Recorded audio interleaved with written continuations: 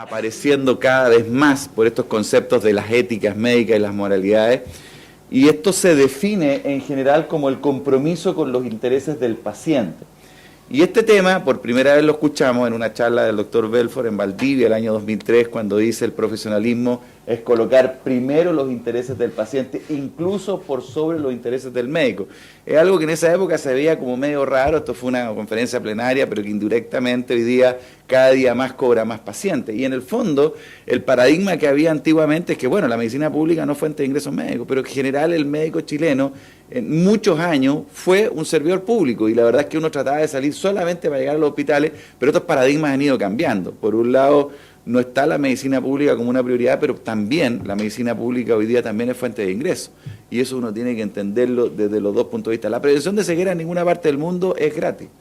¿Y por qué va a ser gratis acá? Yo creo que hay que hacer operativos, hay que hacer muchas cosas, pero también de acuerdo a nuestras inquietudes podemos tener algunas ventajas. Estos fueron parte de cosas que en algún momento se hicieron y esto yo siempre lo coloco porque es el doctor Cano, que fue jefe de servicio con una indígena en Lonquimay. O sea, en el fondo, cuando uno llegaba, esto era una cosa habitual y cuando uno iba a una actividad rural le decían, ¿qué oftalmo? ¿Qué? No entendían ni siquiera a qué era la parte oftalmológica. Esto ya eran grandes campañas que nosotros mirábamos con mucha envidia y cómo, por ejemplo, una sala de postoperado se transformaba en un gran pabellón de oftalmología y venían a darnos unas charlas enormes de cómo hacer estas campañas. Y estamos hablando del año 2006, cuando nosotros empezamos con nuestra reforma de salud. No estamos hablando hace 30 años. Hoy día probablemente en Chile tiene una ventaja comparativa a toda Latinoamérica que tenemos hoy día abordado el sistema público con el uso y la posibilidad de hacer esta cirugía, pero muchos países todavía dependen de todo este tipo de campañas y obviamente que es una de las cosas que uno va a poder evaluar.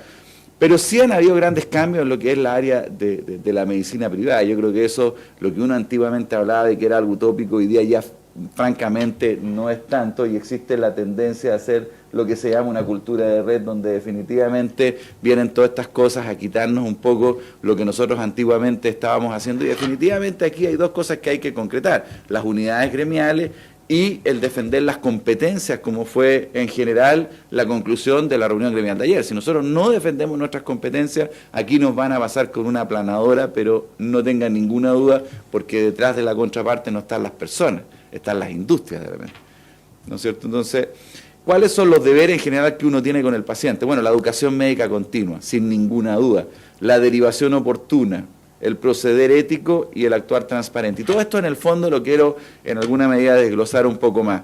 La educación médica continua es la necesidad de perfeccionamiento médico continuo, lo cual es básico en beneficio de los pacientes. Y yo quiero contarles una sola cosa que es anecdótica. Pero en todos los juicios médicos que me ha tocado participar, como jefe de servicio y como médico, como perito, siempre lo primero que se pide es el currículum vitae de los médicos. Y a nadie se le pide ser un premio Nobel ni saber toda la medicina, pero la educación médica continua sí tiene un valor muy importante.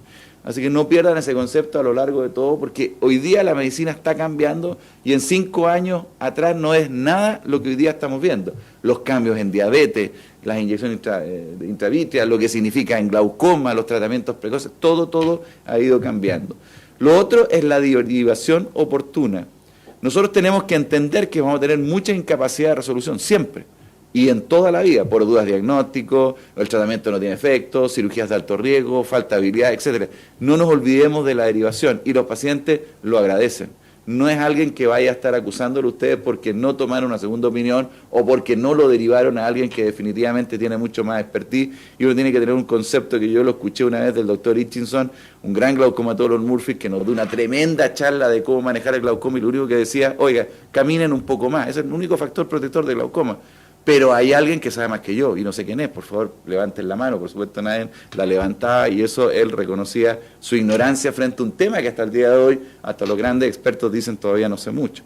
El proceder ético es definitivamente el ensañamiento diagnóstico terapéutico, o sea, yo no quiero ponerle una cantidad de ejemplos, porque esta charla cuando la dimos el año 2006, pusimos ejemplos reales. Y esto me ayudó un poco en ese momento el doctor Morales, porque él estaba a cargo del comité de ética y me pidió esta charla, y él puso los ejemplos. No los quise poner, pero sí hay que tener una cosa, la bioética es la reflexión sobre actos humanos que afectan en forma irreversible algún proceso vital. Y hoy día la bioética O sea, en el fondo, no hay hoy día lecciones de ética como sí existían antes de la escuela de medicina. Había un ramo de ética que yo tuve hace un par, 20 y tantos años atrás. Hoy día ya no existe ya. Hoy día pasa, la metodología de la investigación en Chile se sacó. Resultado final, no publicamos nada. Uno va a las páginas internacionales, las publicaciones llegan de cualquier parte menos de Chile. Pero la bioética hoy día tiene tres grandes dilemas. Los dilemas que son en relación a la reproducción y gestación, y todos estos tienen una visión diferente de acuerdo a la cultura, de acuerdo a la religión, etcétera, y el dilema sobre el concepto de la muerte, que pasa exactamente lo mismo. Pero apareció hace no más de 15 años el dilema terapéutico, y que se habla del ensañamiento diagnóstico terapéutico. Es un paciente terminal que sacamos con seguir haciéndole tratamiento que al final endeudan a toda su familia, porque esto partió un poco por análisis de costo. ¿Qué sacamos con pedirle a un paciente que tiene un diagnóstico hecho una cantidad de exámenes impresionantes? A mí una vez un ISAPRE me mandó un informe en que habían 7 ecografías BESCAN en un cristalino transparente para diagnosticar un desgarro retinal, cobrados al paciente cada mes, mes y medio. Bueno, eso es un proceder absolutamente antiético y como tal lo denunciamos. Entonces, al final, bueno, eso está muy relacionado con lo que significa el actuar transparente, pero la diferencia es que cuando uno tiene un interés comercial en un equipo, en un método quirúrgico, en un convenio, en una licitación, uno tiene que idealmente seguir actuando como antes. Yo creo que no es un pecado hoy día que uno sea coparte o dueño de un examen, o de un equipo, o de un pabellón. Ahora, lo que no podría ser ético es que por el hecho de tener ese equipo, uno pida 10 veces más examen. Entonces, como que ahí hay un sentido que no se ha logrado dilucidar, pero que sí en el Código de Ética hoy día existe dentro de los anales del Colegio Médico para decir eso. Y lo otro es evitar la dependencia económica de... Hola, Cristian. Evitar la dependencia económica de los equipamientos. La idea es que en el fondo es que ustedes aprendan a saber comprar, entre otras partes. No siempre la última tecnología es la mejor, pero hoy día la industria les va a inducir a compra y ustedes tienen que entender de que tienen que preguntar, ojalá hacer grupos médicos, invertir para que esto no signifique a largo plazo, bueno, el aumento de los costos de la medicina privada en Chile se explica a través de estos orígenes, pero obviamente que, como le estaba hablando recién, el actuar transparente, obviamente no realizar exámenes innecesarios en geografía de enojo ciego, porque también aquí cuando uno dice, bueno, es que a lo mejor el aspecto legal me va a complicar, no, hoy día estamos obligados a desarrollar ciertos protocolos de acción y eso definitivamente también nos va a ayudar. La asociación de ISAPRE ya el año 2005 decía que habían 3 veces más exámenes en el sistema privado y culpaba directamente al médico, ni siquiera a la institución, no había una inducción a que la institución era la causante, era el médico el causante. Y finalmente hay otro editorial, y esto yo lo quiero referir a años atrás, cuando partió un poco el tema, la mercantilización excesiva de la oftalmología forma perjuicio en los pacientes y en los médicos que son rehenes de los aparatos caros que compran. Y esto era una realidad hace un par de años en lo que es Brasil y esperamos que esto no sea una realidad definitivamente de muchos de ustedes, que es un poco el mensaje que uno le quiere dar. Y obviamente también en el lado de tratamientos uno tiene que tener cuidado, lo que les contaba recién. O sea, no porque uno sea coparte de dueño de un equipamiento, de un examen, de una óptica, va a significar un aumento desmedido de todo este tipo de examen. Y las cirugías también tienen algunos límites que definitivamente en algún momento vamos a tener que reevaluar para poder, ¿no es cierto?, llegar a un caso. Y no se olviden de que tenemos muchas veces la posibilidad de confrontar una segunda opinión, porque el que será juzgado finalmente es el médico. Entonces no tengamos miedo en pedirle a alguien que nos dé una segunda opinión y en eso significa estos 4 deberes con el paciente que uno los puede resumir como el profesionalismo. Por lo tanto, en el área pública tengan cuidado con la relación médico-paciente, en el fondo hay que saber escuchar y también saber informar.